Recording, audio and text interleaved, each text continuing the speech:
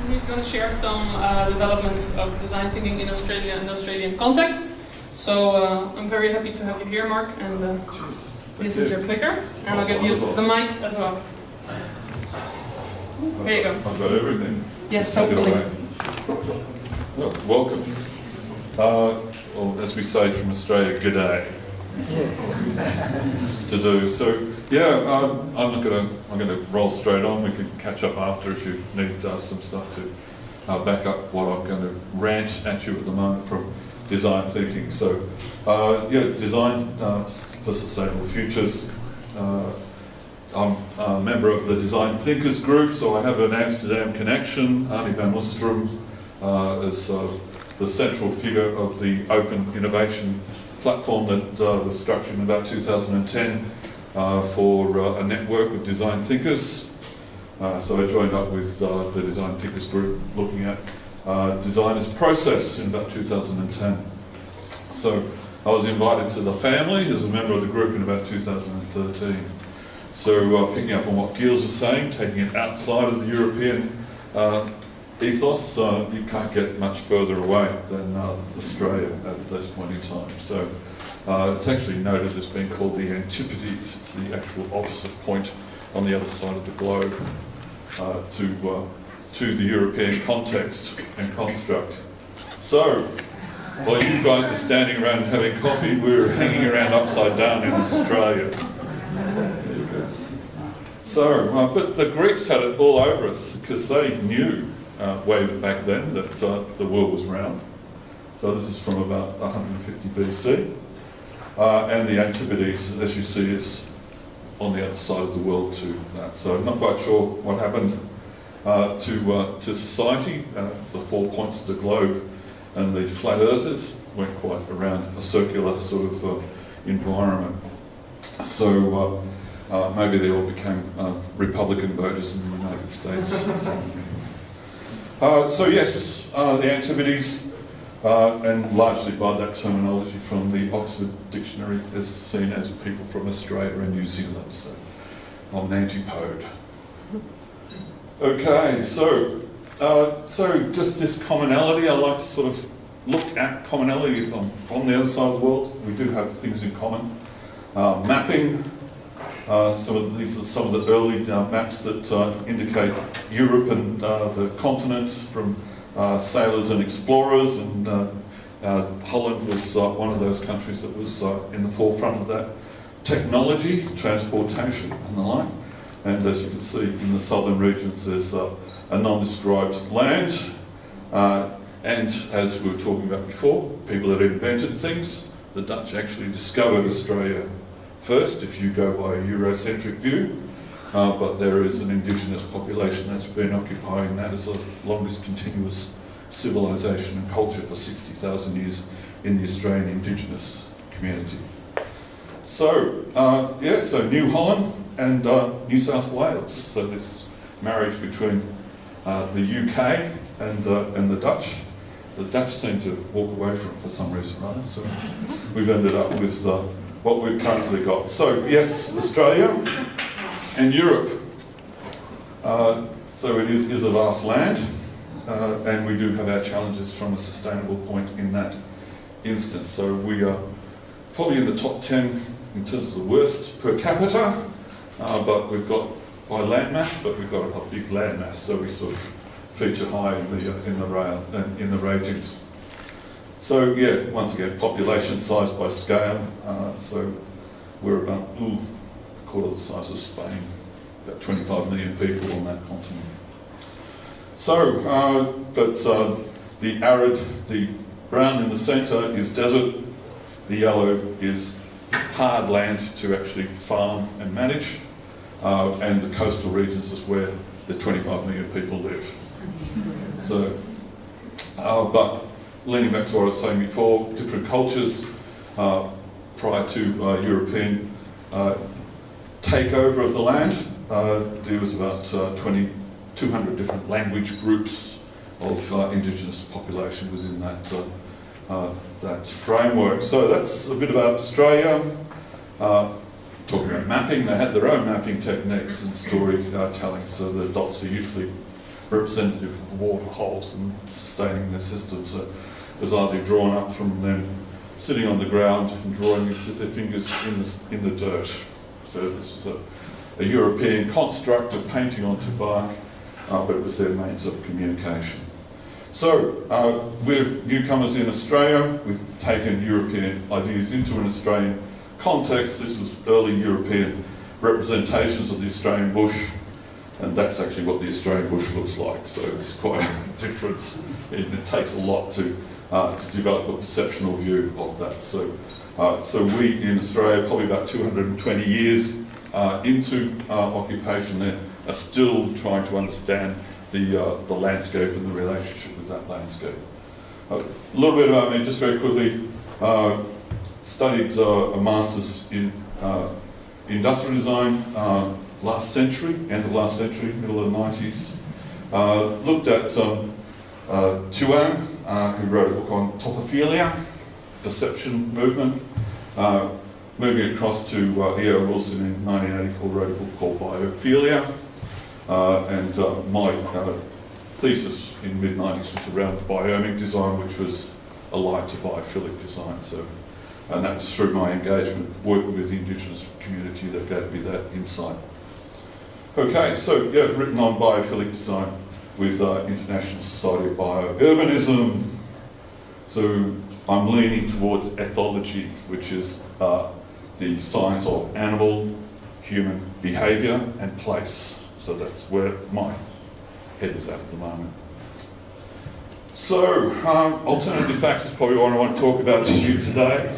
We're talking about knowledge, known knowledge and opinions. Everyone's entitled to your opinions. You're all innovators, you're all designers, but it's the factual aspect of it, and that's what we do with the jams, using the cards, collect evidence, so it is factual, not just opinions. So there's quite a structure to that.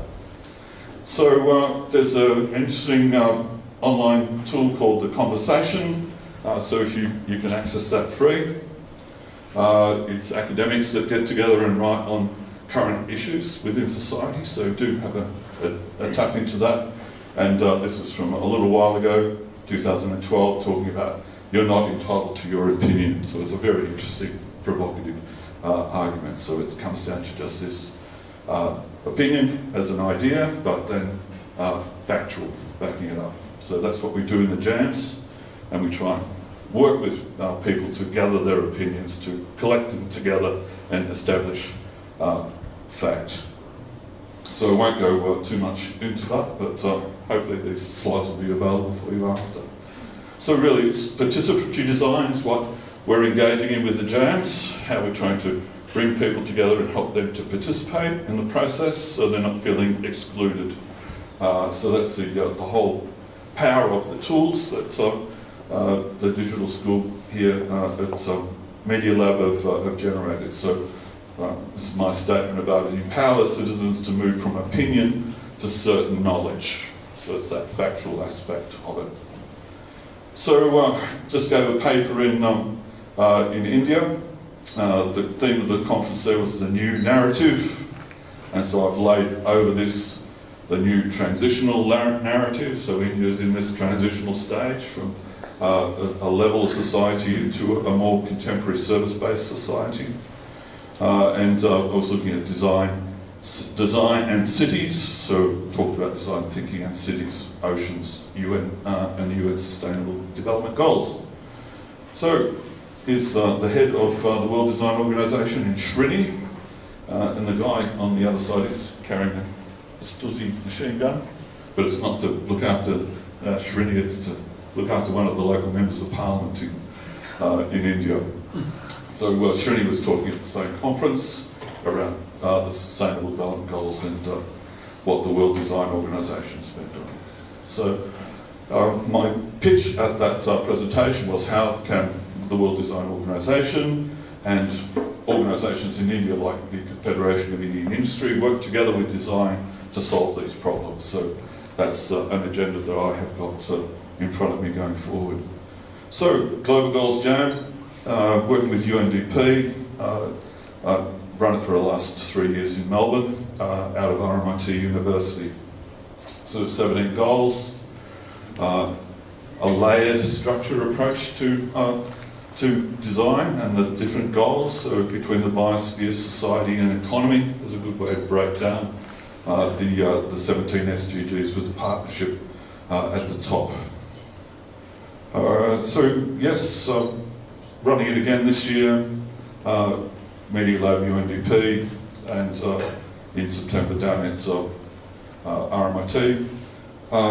My way of explaining to people around what design thinking is, and I teach in research methods into a master's stream at RMIT. The scientific view, deductive, where you form a theory, generate a hypothesis through observation and testing. You either confirm or deny that. Social science has taken the opposite view, an inductive view, through observation, pattern, tentative hypothesis and forming theories. This is the path that most designers usually like to take.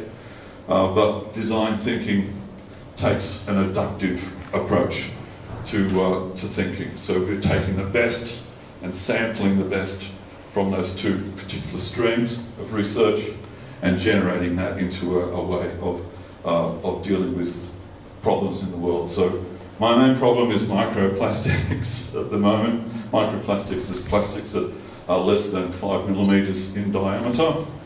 I'm looking at generating a topic around the JAM, around the Sustainable Development Goals 14 and 11.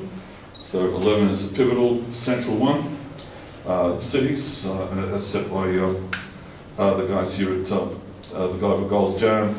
Be looking at life below water, but health is also tied into that.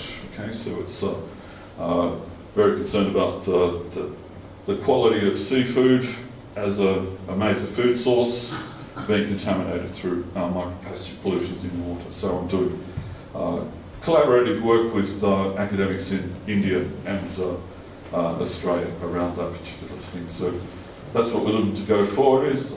So I'm pulling together partners from various key organisations. This is the Banksia Foundation, which is a major sustainable award in Australia. It's been running for about 30 years. They're partners with my JAM in Melbourne, forming linkages with Global Compact Cities program as supporters, and we've also got our local United Nations Association that's in support of the goals. So SDGs are starting to permeate all levels of government. All levels of government are starting to use this instead of the triple bottom line approach. They're starting to relate their activities against all 17 goals. So this is a major meeting of 100 heads for state government organisations, or different organisations and departments, all getting the message that they need to start to use sustainable development goals as their reporting and auditing commitments. So if you do get a chance, this is a 10-minute video. We won't play that today, but it's talking about our state government's approach to using sustainable development goals in reporting and looking at everything that they do, rather than the triple bottom line approach, addressing it through the Sustainable Development Goals. So that's it from me. So this is just my original product-based organisations, Design Providence, Design Thinkers Group, which is the Amsterdam connection, and my attempt at a non-for-profit is a collaboration between Australian and Indian designers to address those issues. So thank you very much for your time.